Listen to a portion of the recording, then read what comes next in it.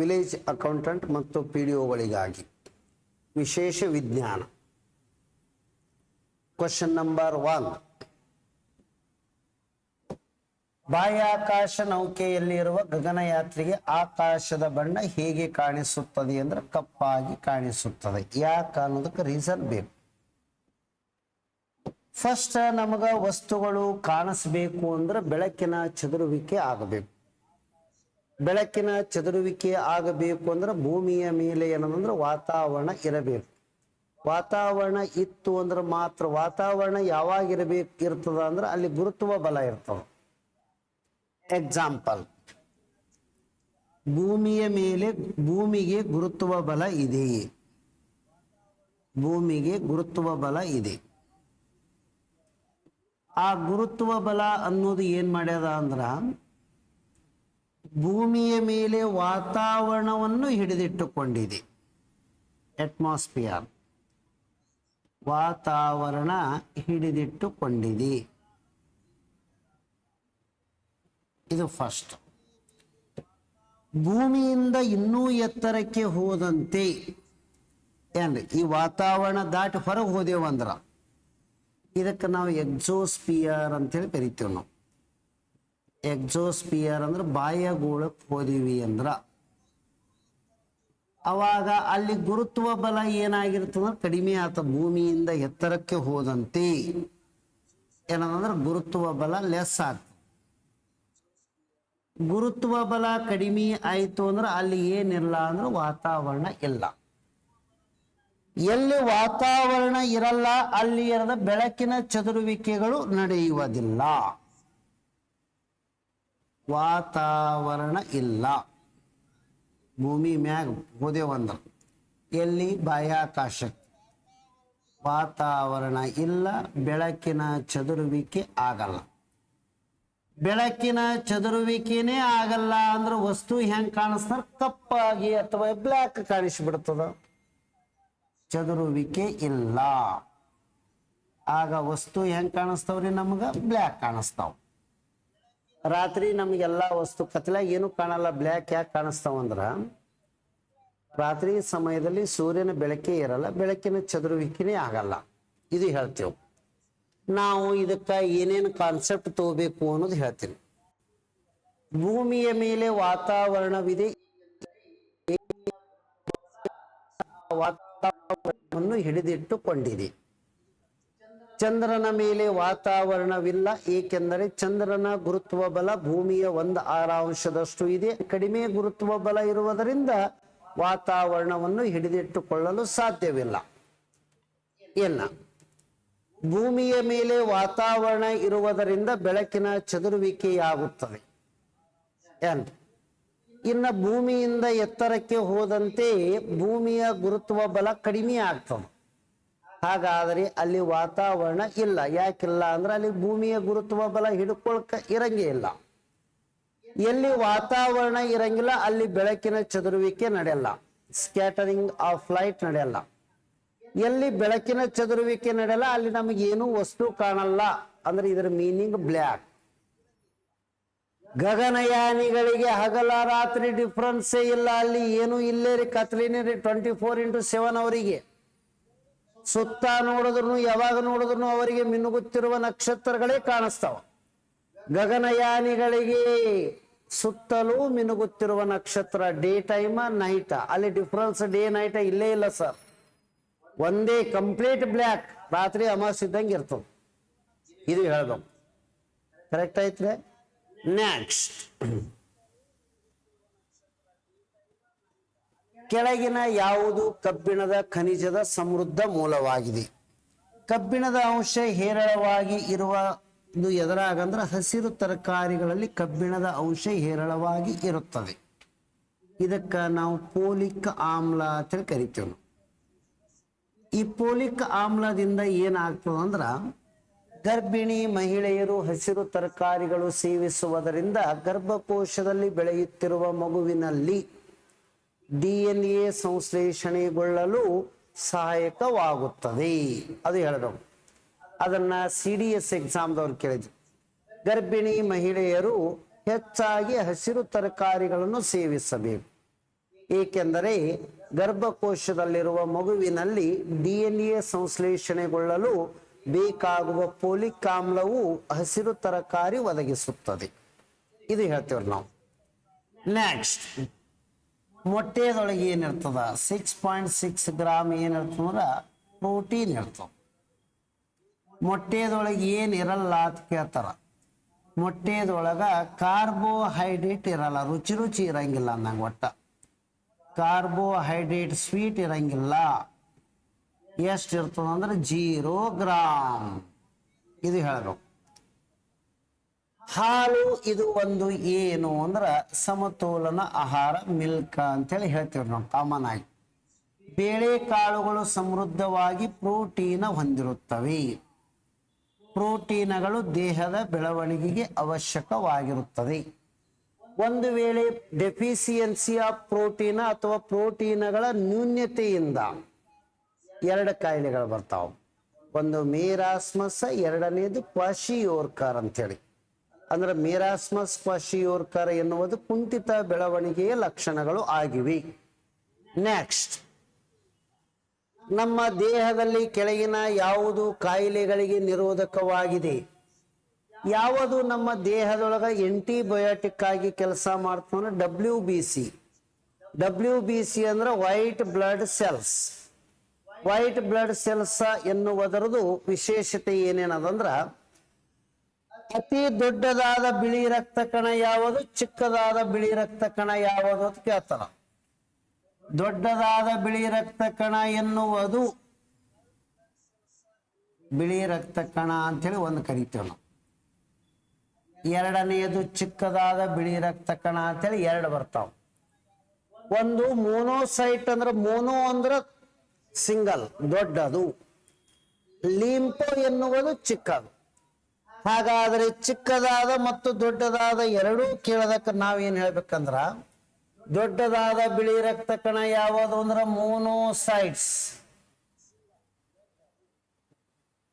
ಚಿಕ್ಕದಾದ ಬಿಳಿ ರಕ್ತ ಕಣ ಯಾವುದು ಅಂತ ಕೇಳ್ತಾರ. ಚಿಕ್ಕದಾದ ಬಿಳಿ ರಕ್ತ ಕಣಗಳಲ್ಲಿ ಯಾವುದು ಅಂತ ಕೇಳಿದ್ರ ಲಿಂಪೋಸೈಟ್ಸ್ ಅಂತೇಳಿ ಹೇಳ್ಬೇಕು. ಲಿಂಪೋಸೈಟ್ಸ್ ಈ ವರ್ಡ್ ಹೇಳಿ ಬರ್ಬೇಕು. ನೆಕ್ಸ್ಟ್, ಇವು ನಮ್ಮ ದೇಹದೊಳಗ ಯಾವುದೇ ರೋಗಗಳು ಬರಲಾರ್ದಂಗೆ ನೋಡ್ಕೋತಾವ. ಈ ಕಾನ್ಸೆಪ್ಟ್ದಾಗ ಬರುತ್ತೆ. ಬೇಸಿಗೆಯ ಮಧ್ಯಾಹ್ನದಲ್ಲಿ ತಿರುಗುತ್ತಿರುವ ವಿದ್ಯುತ್ ಫ್ಯಾನ್ ಒಂದು ನಮಗೆ ತಂಪಾದ ಅನುಭವ ಕೊಡುತ್ತದೆ. ಏಕೆ ಅಂತ ಕೇಳ್ತಾರ. ಬೇಸಿಗೆಯಲ್ಲಿ ಟೆಂಪರೇಚರ್ ಹೆಚ್ಚಿಗೆ ಇರ್ತದೆ. ಹೆಚ್ಚಿಗೆ ಇರುವ ವಾತಾವರಣದಲ್ಲಿ ಇರುವ ತಾಪಮಾನದಿಂದ ದೇಹವು ಬೆವರಿನ ಮೂಲಕ ದೇಹ ತಂಪಾಗಿಸಿಕೊಳ್ಳಕ್ಕೆ ಪ್ರಯತ್ನ ಮಾಡ್ತೀವಿ. ನಾವು ಬೆವರು ಹೊರಗೆ ಹಾಕ್ತೀವಿ. ಬೇಸಿಗೆಯ ದಿನದಲ್ಲಿ ವಾತಾವರಣದ ತಾಪಮಾನ ಹೆಚ್ಚಳಗೊಂಡಾಗ ಹ್ಯುಮಿಡಿಟಿ ಆರ್ದ್ರತೆಯೂ ಹೆಚ್ಚಳವಾಗುತ್ತದೆ. ತಾಪಮಾನ ಮತ್ತು ಆರ್ದ್ರತೆ ಎರಡೂ ಹೆಚ್ಚಿಗೆ ಆಯ್ತಂದ್ರೆ ಬೆವರು ಜಾಸ್ತಿ ಬರ್ತದೆ. ಬೆವರು ಜಾಸ್ತಿ ಬಂದಕ್ಕರ ನಾವು ಬಂದ ಕೇಸಂದ್ರೆ ತಿರುಗುತ್ತಿರುವ ಫ್ಯಾನಿನ ಕೆಳಗೆ ಕೂಡ್ತೀವಿ. ಆ ತಿರುಗುತ್ತಿರುವ ಫ್ಯಾನ್ ಫಸ್ಟ್ ಬರೋಣ ಎಂದ್ರೆ ಪಂಕದ ಬಟನೆ ಹೊಡಿತೀವಿ. ಅದಕ್ಕೆ ವಿದ್ಯುತ್ ಶಕ್ತಿ ಕೊಡೋಣ, ಯಾಂತ್ರಿಕ ಶಕ್ತಿ ಆಗ್ತದ. ಯಾಂತ್ರಿಕ ಅಂದ್ರೆ ತಿರುಗಲಿಕ್ಕೆ ಚಾಲೂ ಮಾಡ್ತದ. ಆ ತಿರುಗುತ್ತಿರುವುದರಿಂದ ಗಾಳಿಯ ಚಲನೆ ಉಂಟಾಗ್ತದ. ಗಾಳಿಯ ಚಲನೆಯಿಂದ ನಮ್ಮಲ್ಲಿ ಬಂದಿರುವ ಬೆವರು ಏನಾಗ್ತದೆ, ಆವಿಯಾಗಿ ಹೋಗುತ್ತದೆ. Where there is the evaporation, ಎಲ್ಲಿ ಬಾಷ್ಪೀಭವನ ಕ್ರಿಯೆ ನಡೀತದ, ಎಲ್ಲಿ ಆವೀಕರಣ ಇರ್ತದಲ್ಲ ಅಲ್ಲಿ ಕೂಲಿಂಗ್ ಸೆನ್ಸಸ್ ಇರ್ತದೆ, ತಂಪಾದ ಅನುಭವ ಇರ್ತದೆ. ಎಲ್ಲಿ ಆವೀಕರಣ ಇರ್ತದ ಅಲ್ಲಿ ತಂಪಾದ ಅನುಭವ. ಫಸ್ಟ್ ಬೇಸಿಗೆಯಲ್ಲಿ ಟೆಂಪರೇಚರ್ ಹೆಚ್ಚು, ಅದರದಿಂದ ಏನಂತಂದ್ರೆ ಹ್ಯುಮಿಡಿಟಿ ಹೆಚ್ಚು. ಆ ಹ್ಯುಮಿಡಿಟಿ ಟೆಂಪರೇಚರ್ ಎರಡೂ ಹೆಚ್ಚಿಗೆ ಆಯ್ತು ಅಂದ್ರೆ ಬರುವ ಬೆವರು ಹೆಚ್ಚು. ಮನೆಗೆ ಬಂದ ಬಳಕ ಫಸ್ಟ್ ವಿದ್ಯುತ್ ಫ್ಯಾನಿನ ಬಟನ್ ಹಾಕ್ತಿವಿ. ಬಟನ್ ಹಾಕದಕ್ರ ವಿದ್ಯುತ್ ಶಕ್ತಿ ಕೊಡ್ತೀವಿ. ವಿದ್ಯುತ್ ಶಕ್ತಿಯಿಂದ ಯಾಂತ್ರಿಕ ಶಕ್ತಿ ಆಗ್ತದ. ಯಾಂತ್ರಿಕ ಶಕ್ತಿಯಿಂದ ಗಾಳಿ ಚಲನೆಗೆ ಒಳಪಡ್ತದ. ಆ ಗಾಳಿ ಚಲನೆಗೆ ಒಳಪಟ್ಟಾಗ ನಮ್ಮಲ್ಲಿ ಬಂದಿರುವ ಬೆವರು ಏನಾಗಿ ಹೋಗ್ತದ, ಆವಿಯಾಗಿ ಹೋಗ್ತದ. ಆವೀಕರಣ ಕ್ರಿಯೆ ನಡೆಯುವುದರಿಂದ ದೇಹ ತಂಪಾಗುತ್ತದೆ. ಇದು ರಿಸಲ್ಟ್ ಹೇಳಬೇಕು. UPSC question. ನೆಕ್ಸ್ಟ್,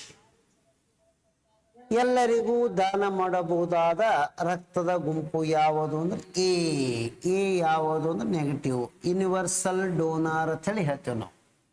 ಹಾಗಾದರೆ ಇದ್ರೊಳಗ ಏನ್ ಇರ್ತಾವ ಏನಿರಲ್ಲ, ಇಲ್ಲಿ ನಮ್ದೊಂದು ಕಾನ್ಸೆಪ್ಟ್. ಓ ರಕ್ತದ ಗುಂಪಿನಲ್ಲಿ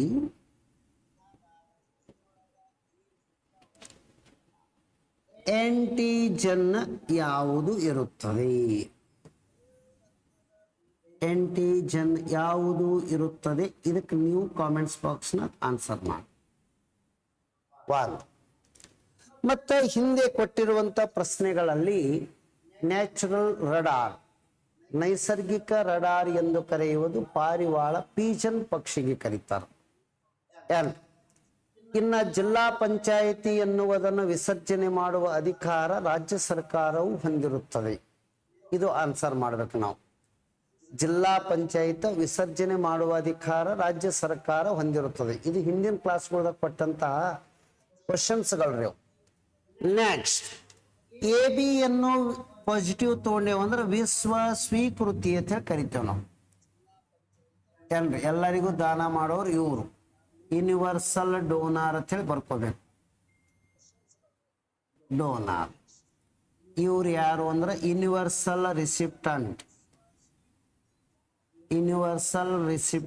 ಅಂತ ಹೇಳಿ ಬರಿ.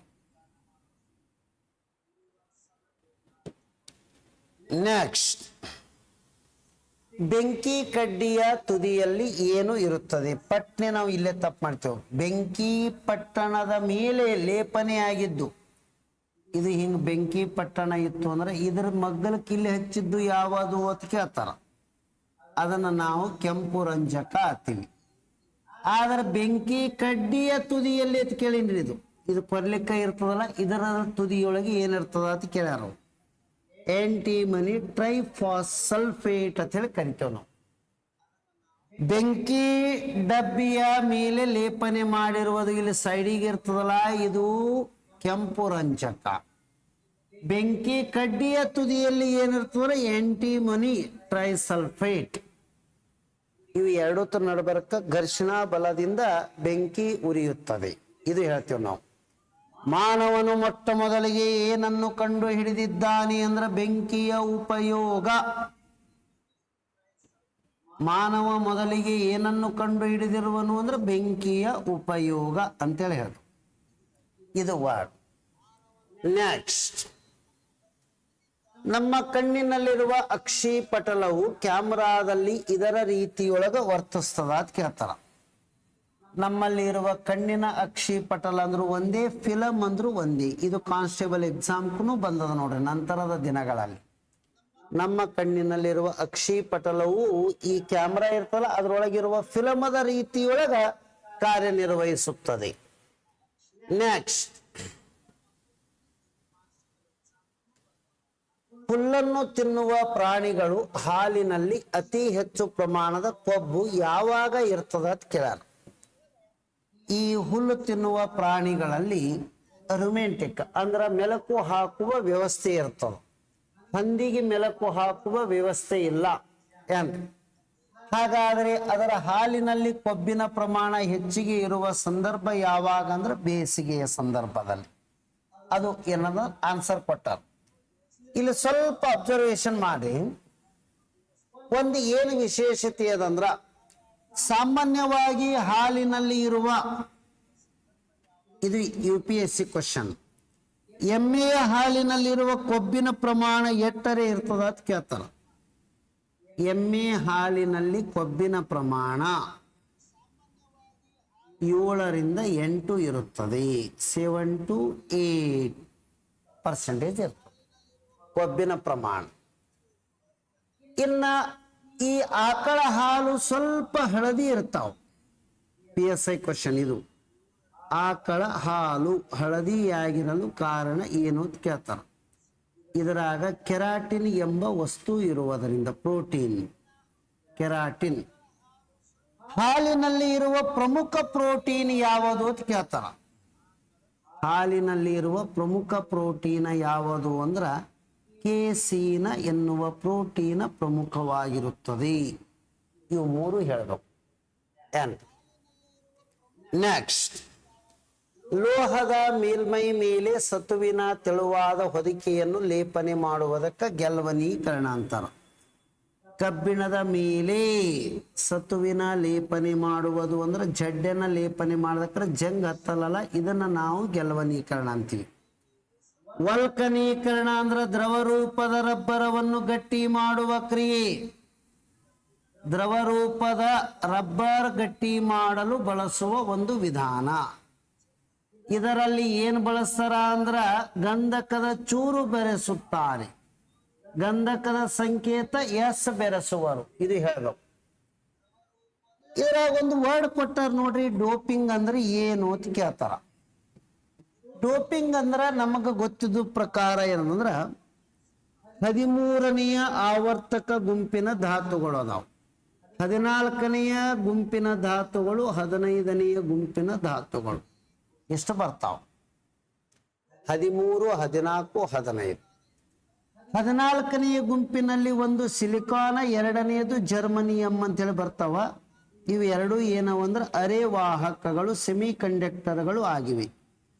ಅರೆವಾಹಕ ಅಂದ್ರೆ ಸ್ವಲ್ಪ ಇರಿವು ಕಡ್ದಟ್ಟು ಜುನು ಸ್ವಲ್ಪ ಕರೆಂಟ್ ಹರಿತಾವ, ಅತ್ಯಲ್ಪ ಪ್ರಮಾಣದ ವಿದ್ಯುತ್ ಹರಿಯಬಲ್ಲವು. ಇವುಗಳಲ್ಲಿ ವಿದ್ಯುತ್ ಹರಿಯುವ ಪ್ರಮಾಣ ಹೆಚ್ಚಿಗೆ ಮಾಡುವುದಕ್ಕೆ ಡೋಪಿಂಗ್ ಅಂತಾರ. ಅರೆವಾಹಕಗಳ ವಿದ್ಯುತ್ ಹರಿಯುವ ಸಾಮರ್ಥ್ಯ ಹೆಚ್ಚಿಸುವುದಕ್ಕೆ ಡೋಪಿಂಗ್ ಅನ್ನಬೇಕು. ಈ ಡೋಪಿಂಗ್ದೊಳಗ 2 ಟೈಪ್ ಬರ್ತಾವ. ಒಂದು ಪಿ ಟೈಪ್ ಡೋಪಿಂಗ್ ಅಂದ್ರ 13ನೆಯ ಗುಂಪಿನ ಧಾತುಗಳು. ಎನ್ ಟೈಪ್ ಡೋಪಿಂಗ್ ಅಂದ್ರ 15ನೆಯ ಗುಂಪಿನ ಧಾತುಗಳು. 2 ರೀತಿ ಬರ್ತಾವ. ಪಿ ಟೈಪ್ ದೊಳಗ ಡೋಪಿಂಗ್ ಮಾಡಲು 4 ಧಾತುಗಳನ್ನು ಬಳಸುತ್ತಾರೆ, ಎಲಿಮೆಂಟ್ಸ್. ಅವು 4 ಯಾವ್ಯಾವ ಯೂಸ್ ಮಾಡ್ತಾವ್ರಂದ್ರ 1 ಬೋರಾನ್, 2 ಅಲ್ಯೂಮಿನಿಯಂ, 3 ಗ್ಯಾಲಿಯಂ, 4 ಇಂಡಿಯಂ. ಇವೆಲ್ಲ ಪಿ ಟೈಪ್. ಎನ್ ಟೈಪ್ದೊಳಗ ಇದು ಬಿಡಬೇಕು ಕೊನೆಯದು ಫಾಸ್ಫರಸ್, ಆನಂತರ ಆರ್ಸೆನಿಕ್, ಆಂಟಿಮನಿ. ಅಂದ್ರೆ ಇದರ ಅರ್ಥ ಇದಕ್ಕ ರಂಜಕ ಅಂತ ಹೇಳಿ ಕರೀತಾರ, ಇದಕ್ಕ ಆರ್ಸೆನಿಕ್ ಅಂತ ಹೇಳಿ ಕರೀತಾರ, ಇದಕ್ಕ ಆಂಟಿಮನಿ ಧಾತು ಅಂತಾರ. ಇವನು ಬಳಸ್ತಾರ. ಇದು ಏನು ಅಂದ್ರೆ ಬೋರಾನ್. ನೆಕ್ಸ್ಟ್ ಅಲ್ಯೂಮಿನಿಯಂ ಅಂತ ಹೇಳಿ ಬರೆಸ್ತಾರ. Gallium, indium. ಆಯನ್ ಅಂದ್ರೆ ಏನು ಅಂದ್ರೆ ಇಂಡಿಯಂ. ಇವು 4 ಬಳಸ್ತಾರ. ಕ್ವಶನ್ ಇಷ್ಟೇ ಕೇಳ್ತಾರ, ಡೋಪಿಂಗ್ ಎಂದರೆ ಏನು? ಅರೆವಾಹಕಗಳ ವಾಹಕತೆಯನ್ನು ಹೆಚ್ಚಿಸುವುದು, ವಿದ್ಯುತ್ ಹರಿಯುವ ಪ್ರಮಾಣ ಹೆಚ್ಚಿಗೆ ಮಾಡೋದು. ಹಾಗಾದರೆ ಡೋಪಿಂಗ್ ಅರೆವಾಹಕಗಳು ಯಾವುವು? ಸೆಮಿ ಕಂಡಕ್ಟರ್, ಸಿಲಿಕಾನ್ ಮತ್ತು ಜರ್ಮನಿಯಂ. ಡೋಪಿಂಗದಲ್ಲಿ ಎಷ್ಟು ಟೈಪ್ ಅದಾವ? 2. ಒಂದು ಪಿ ಟೈಪ್, ಒಂದು ಎನ್ ಟೈಪ್. ಪಿ ಟೈಪ್ ಅಂದ್ರೆ 13ನೆಯ ಗುಂಪಿನ ಧಾತು, ಎನ್ ಟೈಪ್ ಅಂದ್ರೆ 15ನೆಯ ಗುಂಪಿನ ಧಾತು. 13ನೆಯ ಗುಂಪಿನಲ್ಲಿ 4 ಬರ್ತಾವ ಪಿ ಟೈಪ್ದೊಳಗೆ. 4 ಯಾವ್ಯಾವ ಬರ್ತಾವ ಅಂದ್ರೆ ಬೋರಾನ ಅನ್ನೋದು ಕಂಪಲ್ಸರಿ. ಇವು ಸಿರಿಯಲ್ ಗೊತ್ತಿರ್ಬೇಕ್ರಿ ನಿಮಗ.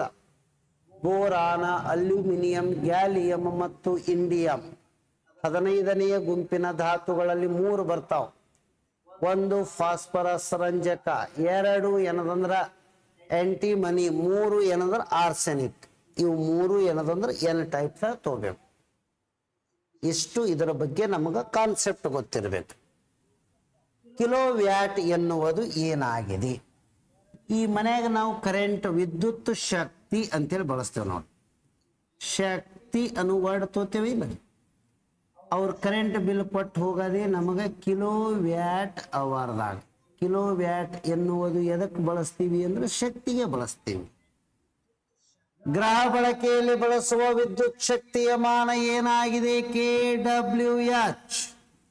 ಕಿಲೋ ವ್ಯಾಟ್ ಅವರ್ ಅಂದ್ರೂ ಒಂದೇ, ಯೂನಿಟ್ ಅಂದ್ರೂ ಒಂದೇ. ಇದನ್ನ ಶಕ್ತಿಯ ಮಾನವಾಗಿ ಬಳಸ್ತಾರ. ಇಷ್ಟು ನಮಗ ಗೊತ್ತಿರಬೇಕು. ವಿದ್ಯುತ್ ಪ್ರವಾಹದ ಮಾನ ಏನು ಅಂದ್ರೆ ಆಂಪಿಯರ್ ಮಾನ. ವೋಲ್ಟೇಜ್ ಇದು ವೋಲ್ಟ್. ಇಷ್ಟು ನಮ್ಗೆ ಗೊತ್ತಿರಬೇಕು. ಎಲ್ಲರಿಗೂ ಧನ್ಯವಾದಗಳು.